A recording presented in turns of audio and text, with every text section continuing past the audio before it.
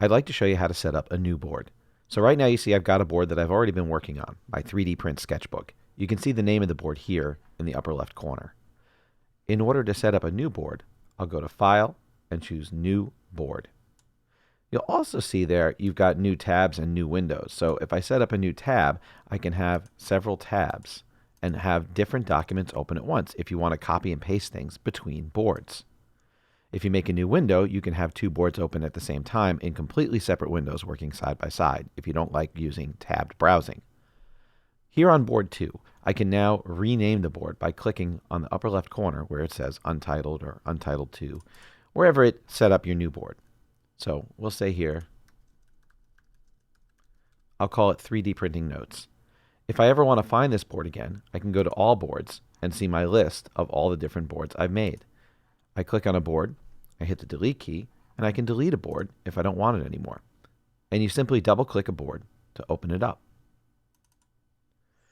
Now in this new board, you'll see this little area up at the top, the toolbar, where I can choose different objects to add to my board without having to go to the menus up here.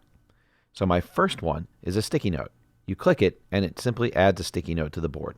You can move it around, you can resize it, etc. The second one is the shape area. Now you'll notice that that one doesn't add the shape right away. It gives me a drop-down menu of the different types of shapes. We'll get into adding this stuff in a bit. Text is after that, and that one does add text right away. Then I've got the media toolbar. So I click on that and I can add photos, videos, or a link to such things there.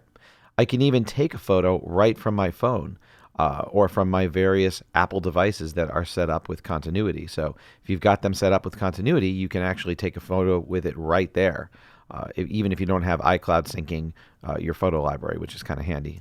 And then finally, I've got Add a File.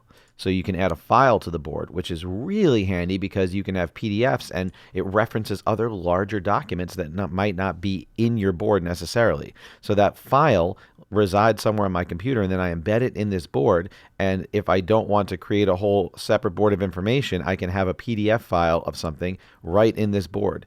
So it really helps you collect a lot of things in one place.